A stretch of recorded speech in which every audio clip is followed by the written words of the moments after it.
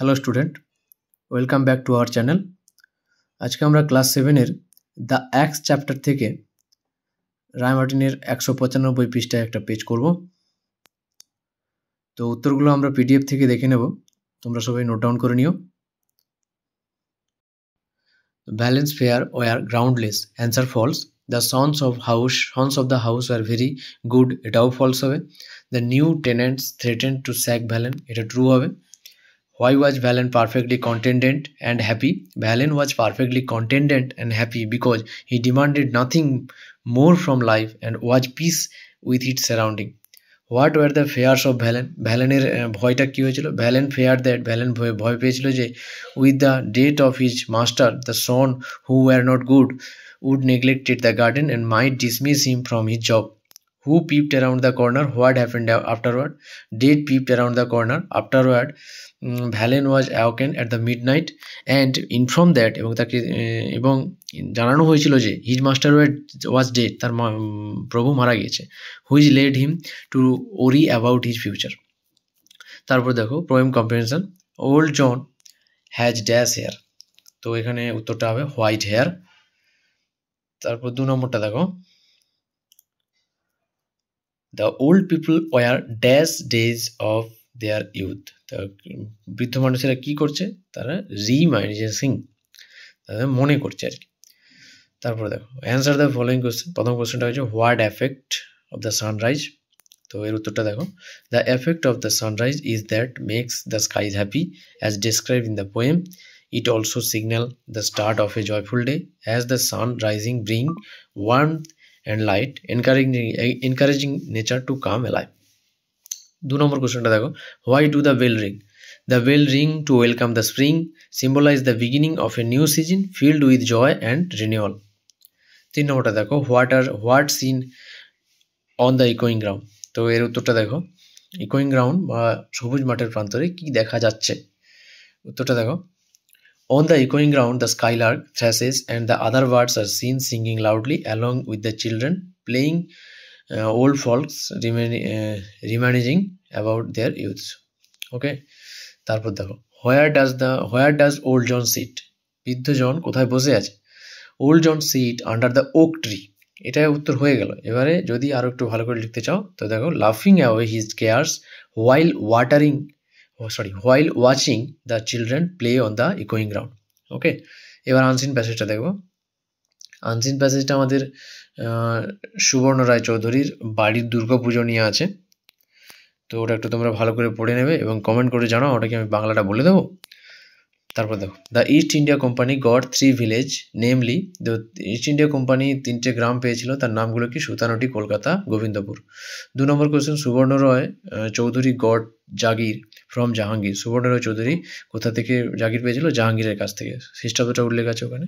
তারপর দেখো, what is national geography set to do for first time? তো national geography কি করবে প্রথমবারের জন্য? National geography is set to make a documentary on the Durga Puja of Subarna Roy Chaudhary family and other traditional household Durga Pujas in Kolkata for the first time. তো প্রথমবারের জন্য কি করবে? তারা দুর্গা পুজো নিয়ে একটা ডকুমেন্টারি তৈরি করবে, ঠিক আছে, ন্যাশনাল জিওগ্রাফিক। ঠিক আছে, তারপরে কোশ্চেন দেখো, who started the Durga Puja of Subarna Roy Choudhury family and when? কে সুবর্ণ রয়ের পরিবারের দুর্গা পূজা চালু করেছিলেন এবং কখন? The Durga Puja of Subarna Roy Choudhury family was started by Lakshmikanta Majumdar Choudhury and his wife Bhagabati Debi in 1608। ঠিক আছে, লক্ষ্মীকান্ত মজুমদার এবং তার স্ত্রী ভগবতী দেবী 1608 খ্রিস্টাব্দে এটা চালু করেছিলেন। Where did Lord Robert Clive visit and what did he do there? তো কোথায় রবার্ট ক্লাইভকে ডাকা হয়েছিল এবং সে কী করেছিল? তো Lord Robert Clive visited the house of Nabakrishna Deb in Shobhabazar, where he offered 100 rupee Ma Durga during the পূজা।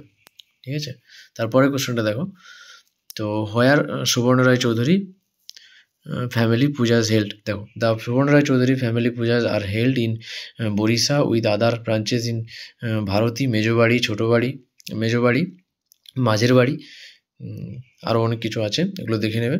তারপর দেখো, ফলস প্রথম ট্রু ফলস দিয়েছে, তো প্রথম উত্তরটা এখানে ফলস হবে। Sir Charles Eyre was the son in law of Lord Clive, এটা ফলস হবে।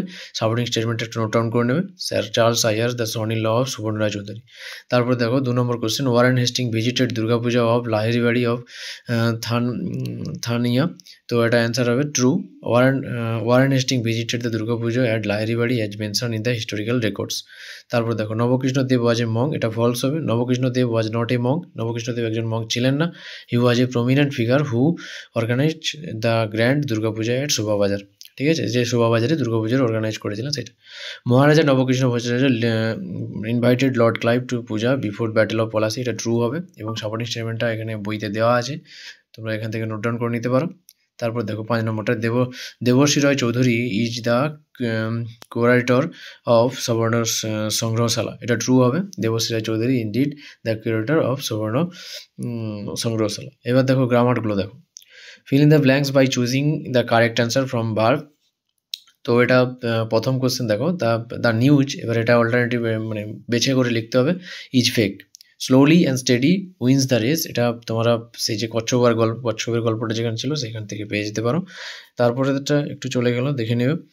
তারপর দেখো we can gain nothing without labour, তো এটা ভয়েস চেঞ্জ করতে বলছে, নাথিংটা এখানে অবজেক্ট হিসেবে ধরতে হবে, nothing can be changed without labour, ঠিক আছে। 2 নম্বর question, Haaland is the best striker of the Manchester City, তো no other striker in Manchester City is as good as Haaland, এটা পজিটিভিটিতে করেছি আমরা। তারপর দেখো স্টুডেন্ট শুড ট্রিট, এখানে শুড হবে, মোডাল ভার্ব অ্যাপ্রোপ্রিয়েট মোডাল দিতে হবে, should treat their teacher with respect. তারপর ন্যারেশন চেঞ্জ দিয়েছে, the boy said to his friend I shall give you the pen to write with, change the narration, the boy told his friend that he would give him the pen to write with. তারপর দেখো এখানে 6 অধ্যায়ের কোশ্চেনে unseen থেকে খুঁজে বের করে লিখতে হবে। তো গেভ মানে দেওয়া, অফার্ড মানে দিয়েছিল, রিচেস মানে ধনসম্পদ, ওয়েলথ মানেও ধনসম্পদ, বিগিন মানে শুরু করা, স্টার্টেড মানেও শুরু করা, সাকসেসর মানে হচ্ছে উত্তরসূরি, তো এখানে ডিসেন্ডেন্ট মানে হচ্ছে উত্তরসূরি। Thank you.